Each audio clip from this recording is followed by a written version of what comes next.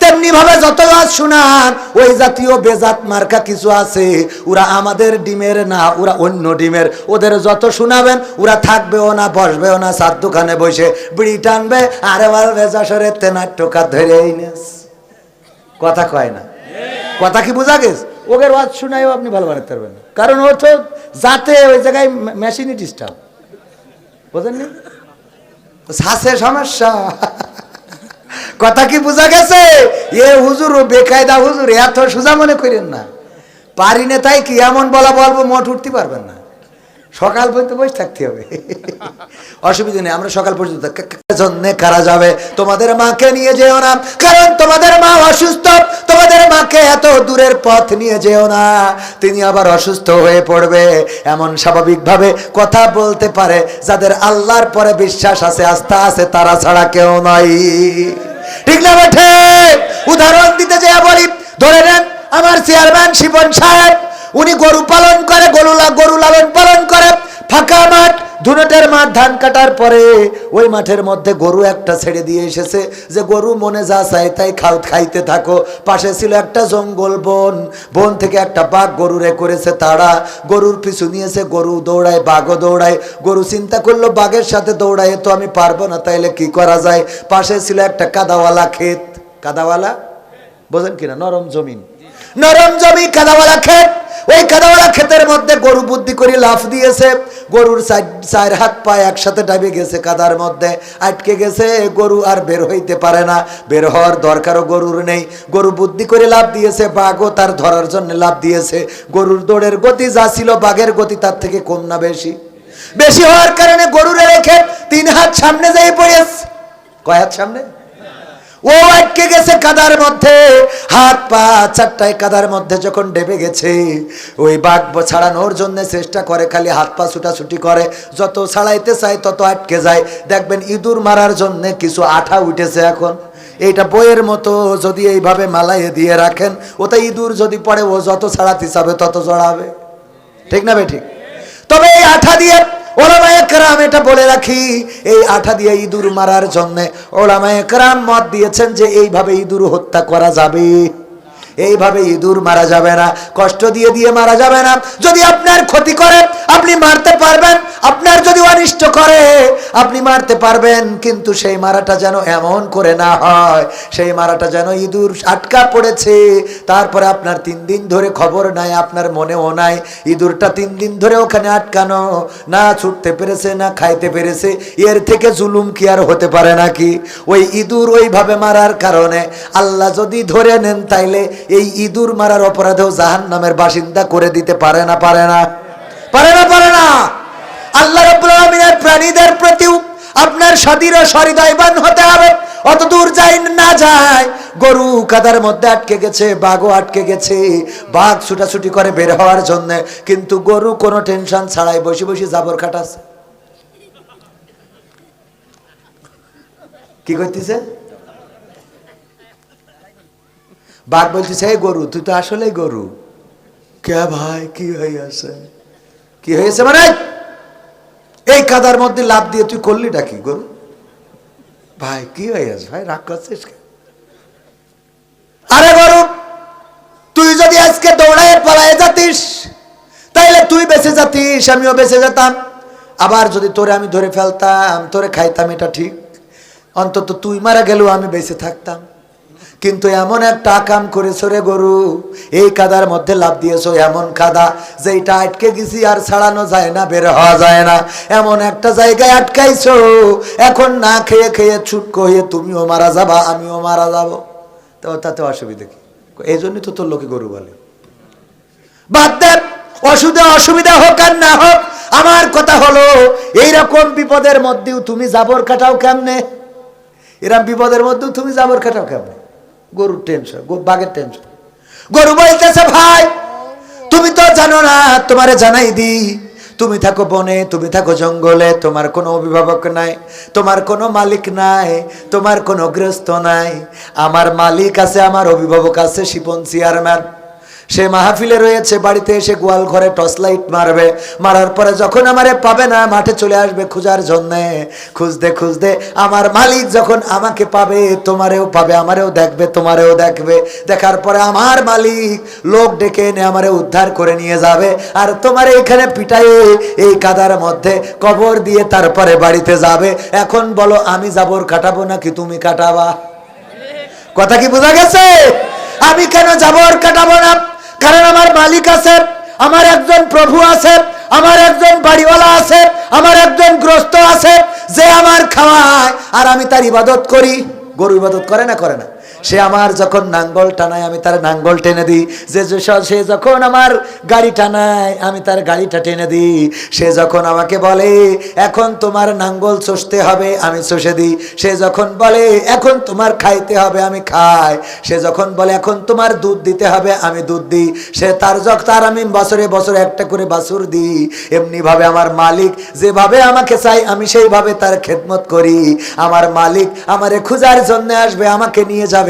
আর তুমি তো আমার মালিক, তোমার কোনো মালিক নাই, সুতরাং আমার মালিক তোমার এখানে কবর দিয়ে তারপরে যাবে। ও আমার ভাইরা, ইমানদারদের অবস্থাটা তাই।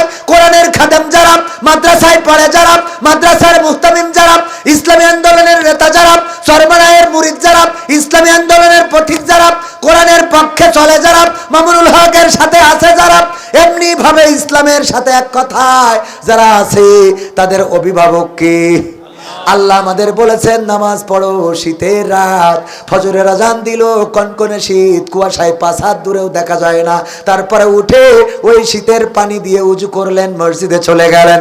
আল্লাহ রাব্বুল আলামিন আপনার দায়িত্ব নেবে না? ওবায়দুল কাদেরের নেবে? কথা কয় না? নেবে না? নেবে না?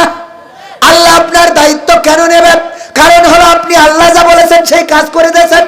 আল্লাহ যখন বলেছেন তখন দিয়েছেন। আল্লাহ বললেন ইন্নাল্লাহা আশতারা মিনাল মুমিনিনা আনফুসাহুম ওয়া আমওয়ালাহুম বিআন্না লাহুমুল জান্নাহ। ওগো আমার বান্দারা তোমরা শুনে নাও, তোমরা যদি আমার পথে জান দাও, মাল দাও, আমি তোমাদের জান এবং মালের বিনিময়ে আমার জান্নাতটা তোমাদের কাছে বিক্রয় করে দিই। বলেন সুবহানাল্লাহ। আল্লাহ জান চাইলেন, আমরা মিছিলে চলে গেলাম, বললাম আমার নেতা, তোমার নেতা বিশ্বনবী মুস্তাফা। আমরা এই বলে আমরা চলে গেলাম আন্দোলনে। ওগো আমার ভাইয়েরা, কোরআনের পক্ষে থাকলাম, কোরআনের পক্ষে জীবন দিলাম। আমরা কোনোদিন বলি নাই নেতা তুমি এগিয়ে চলো, আমরা আছি তোমার সাথে, নেতা তোমার ভয় নাই, রাজপথ ছাড়ি নাই, নেতা এখন দাদার দেশে, তুমি কেন গাছতলায়? ঠিক না বেঠে? ওরা বলে আমার নেতার চরিত্র ফুলের মতো পবিত্র, নামাজ পড়ে না এক ওয়াক্ত, গাঞ্জা টানে 5 ওয়াক্ত। আছে না নাই? ওই নেতার স্লোগান দিলে আর নেতা তোমার রেখে দাদার দেশে চলে গেল। ঠিক না বেঠিক? এমপিরা সব কোথায় গেল? মন্ত্রীরা সব কোথায় গেল? কোথায় কাদের কাকা? তাদের সারা দেশটা এখন লাগে ফাঁকা ফাঁকা। পালাবো না, পালাবো না, প্রয়োজন হলে ফখরুলের বাসায় গিয়ে উঠবো।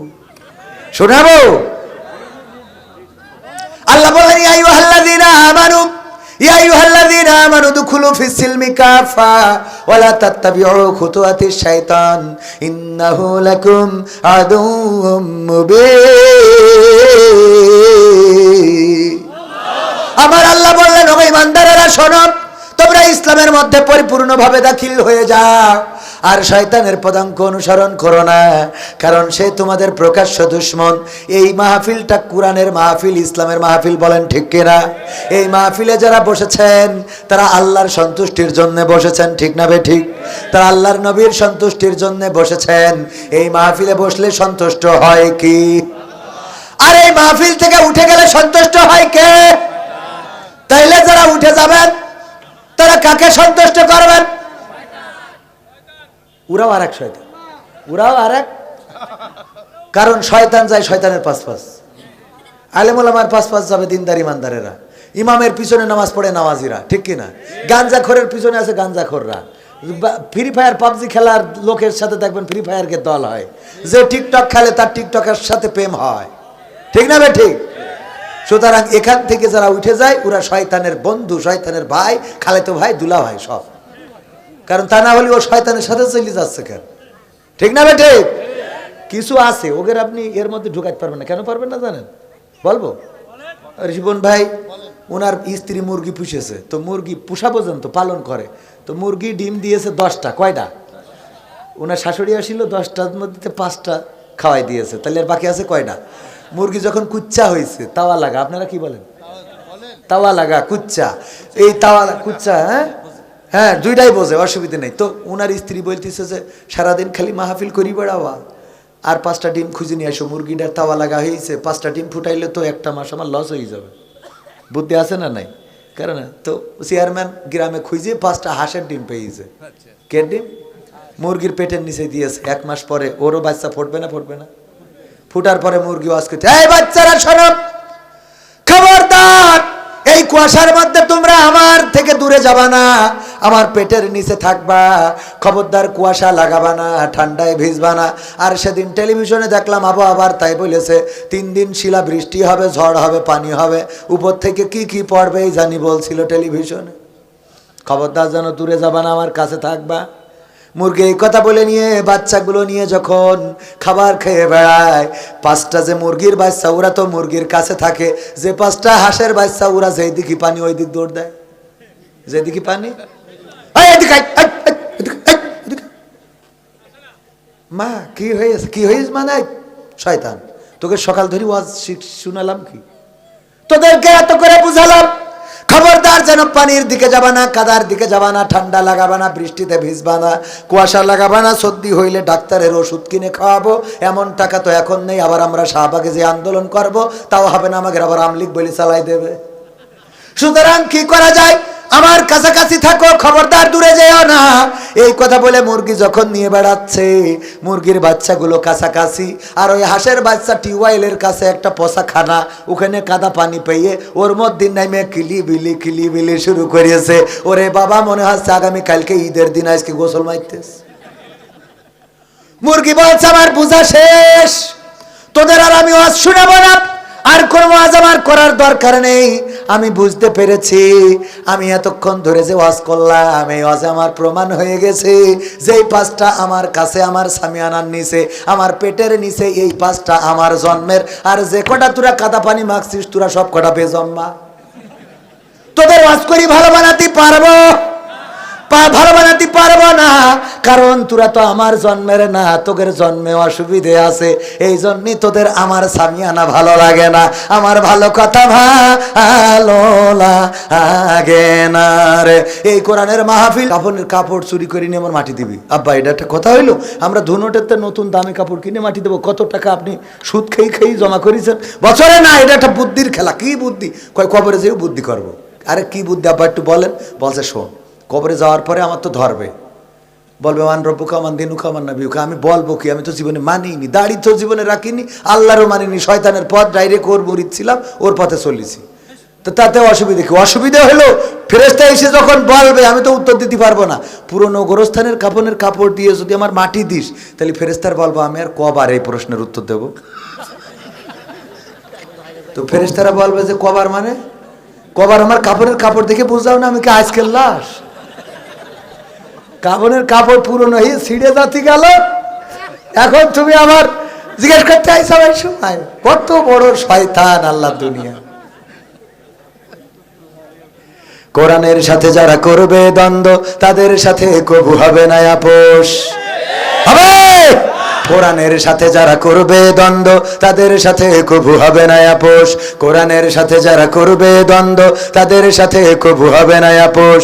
জেল জুলুম হলেও হবে, জেল জুলুম হলেও হবে, বিবেকের কাছে তো বুড়াবো নির্দোষ।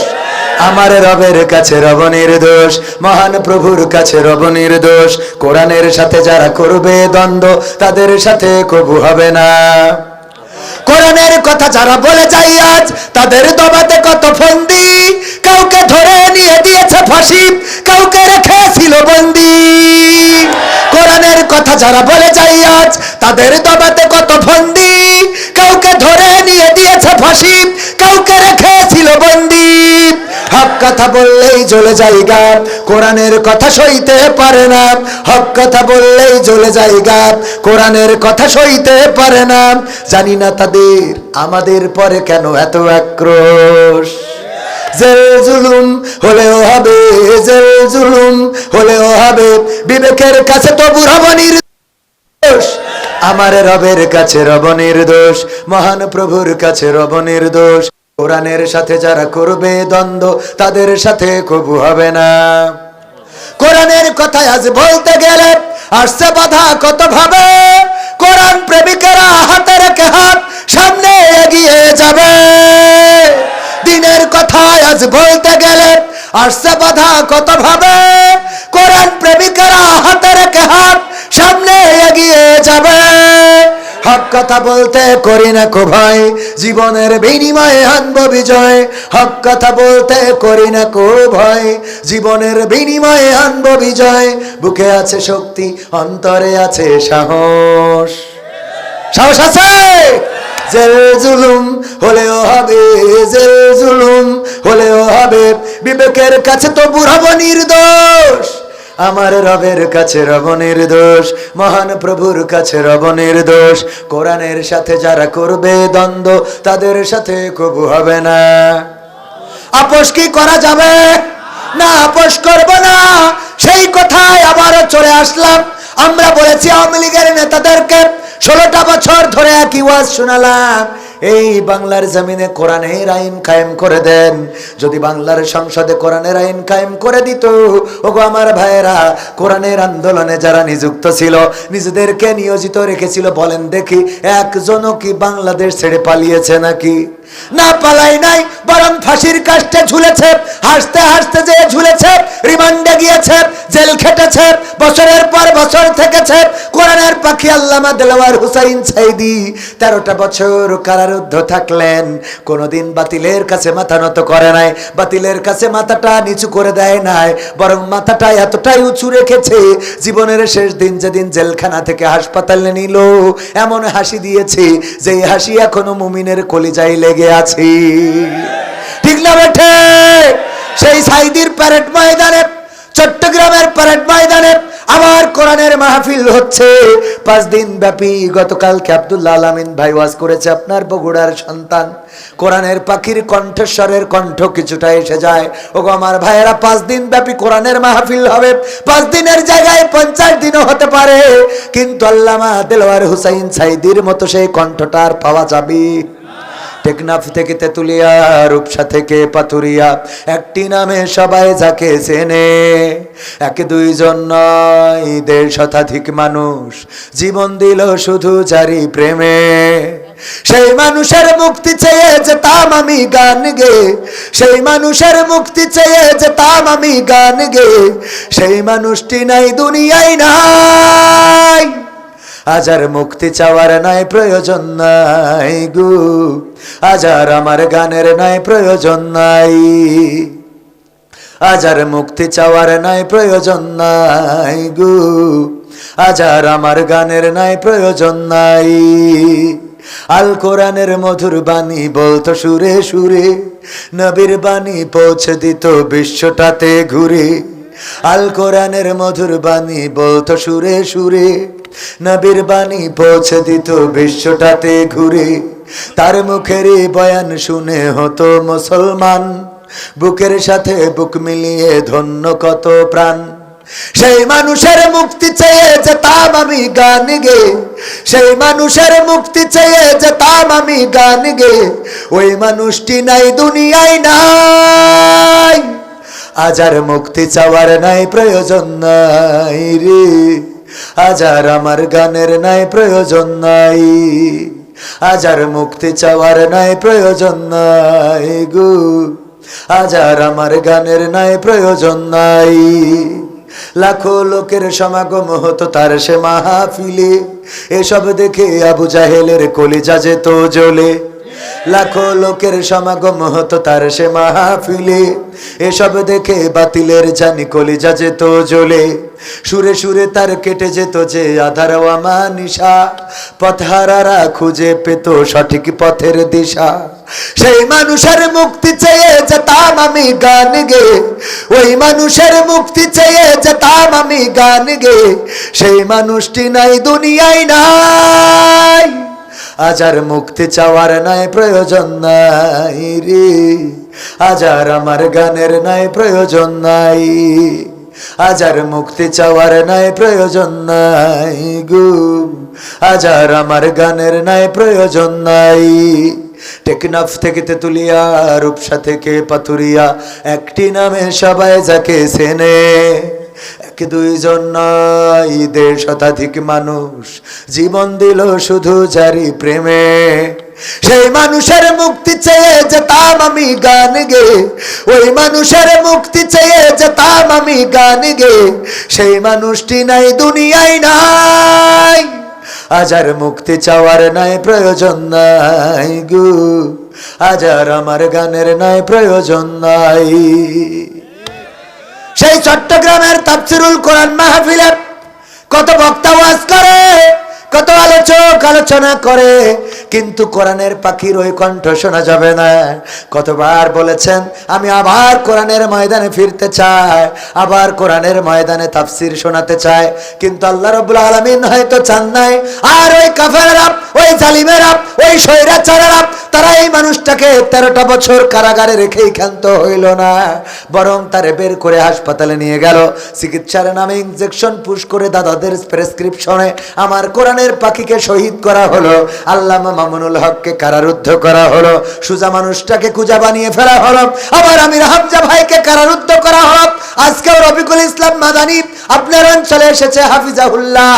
অসুস্থ মানুষ, আল্লাহ সুস্থতা দান করুন, আল্লাহ তার নেখায়াত দিয়ে দিন। এই ছোট্ট মানুষটা বয়স যাই হোক না কেন, এই মানুষটার পরেও তাদের এতটাই ভয় ছিল, এই ছোট্ট মানুষটাকেও জেলে দিল, নির্যাতন করলো, নিষ্পেষণ করলো। ও আমার ভাইয়েরা, এত কিছু করেও কি সিয়ার রক্ষা করতে পেরেছে নাকি? পেরেছে না? পারে নাই। অথচ যারা নির্যাতনের শিকার হয়েছিল হিজরত করা লাগলো মিজানুর রহমান আজহারি ভাইকে। এখন তিনি বাংলাদেশে এসেছেন, বাংলাদেশে আসার পরে যেই মাহফিলে যায় লাখো লাখো জনতা আছে না নাই? লাখো লাখো জনতা। ও আমার ভাইয়েরা, আর যারা এই মানুষগুলোকে নির্যাতন করলো, আমি বলেছি তোমাদের অনুষ্ঠানে তো মমতাজের এনে গান গাওয়ানো লাগে, তারপরে রাশমিকা মান্দানা টান্দানা আনা লাগে। রাশমিকা মান্দানা নাম শুনেছেন না? অসুস্থ। কি সুস্থ? কি সুস্থ? হ্যাঁ, এর নাম শোনেননি কেন? এই নাম আমির হামজা ভাই যেই বলেছে সেই সবাই কয় উজু নষ্ট হয়ে গেছে। তা আমি কইলাম তুই চিনলি কি করে? এটা কথা কয় না, তুই চিনলি কিভাবে? নাম বললো তুমি চিনে ফেললে তো তুমি আমির হামজা থেকে বেশি হাজি, ঠিক না বেঠে? আটা ওরাং ডুডু ডুলু মালয়েশিয়া আটা গেন আটা সাতু কাওয়ান আটা তটি হ্যাঁ আটা মে angkat tangan sepa dulu duduk Malaysia itu satu orang lagi tak ada ওই যে আমি যা বলেছি ও কিন্তু বুঝেছে, যে বলেছে angkat tangan মানে হাত উঁচু করো, করেছে না? আমি যদি বলি আবাং ডুডুলা শিখি বলে ডুডুলা ডুডু তেঙ্গো ডুডু পাহামা বললাম যে আবাং বসি যাও বসি গেছ, মানে বড় ভাই বসি যাও বসি গেছ, দেখেছেন না? তাহলে আমি যে বললাম বড় ভাই বসি যাও বসি গেল, কারণ কি সেই ভাষাটা বোঝে। আপনাদের বললে আপনারা বুঝতেন, যদি বলি আবাং বাঙুন সুমা বাঙুন আপনারা বুঝতেন না কি বলেছি। উনি বুঝতে পেরেছি কি বলেছি, যে দাঁড়ায় যাও, ওই যে দাঁড়ায়, দেখেছেন? মানে যা বলবো তাই বলবে, তার মানে উনি আমার থেকে বড় হাসি মালয়েশিয়ায়। কথা বোঝা গেছে না? তো রাশমিকা মান্দানা বললো, আর এক আলেম বলতেছে সবাই পশ্চিমমুখ ফেরেন, কান ধরেন, ধরি শিগগিরই তওবা করেন। তা তুই চিনলি কি করি? তুই তো তাহলে ওর থেকে বড় হাসি। কথা কয় না ভাইরা আমার। আলোচনায় আসি, এই মানুষগুলোকে কারারুদ্ধ করা হলো, জেলে ভরা হলো, তারপরে সেই মানুষগুলো এখন মুক্তি পেয়েছে। গোটা বাংলাদেশে যেখানে যায় জনগণের স্রোত নামে, আর যেই লোকগুলো তাদেরকে জেলে দিল একজনেরও এখন বাংলাদেশে দেখা নাই। এই ফয়সালা কার? এই ফয়সালা কার? আল্লাহ যদি কোরআনের কাছে আসে, ওয়া তুইজ্জু মান তাশাউ ওয়া তুযিল্লু মান তাশা, আল্লাহ যাকে চান তাকে ইজ্জত দান করেন, আর যাকে চান তাকে বেইজ্জতি করেন। ইজ্জত দেওয়ার মালিক কে? ইতিপূর্বে যারা নির্যাতিত হয়েছে, ফাঁসির কাস্টে ঝুলেছে, মতিউর রহমান নিজামী মাওলানা রাহিমাহুল্লাহ শহীদ হওয়ার আগে সন্তানদের ডাক দিলেন আর বললেন, ওগো আমার কলেজার টুকরারা, বলো আমি ফাঁসির কাস্টে ঝুলবো, লুঙ্গি পরে যাব নাকি পায়জামা পরে যাব? আমার কবর দেওয়ার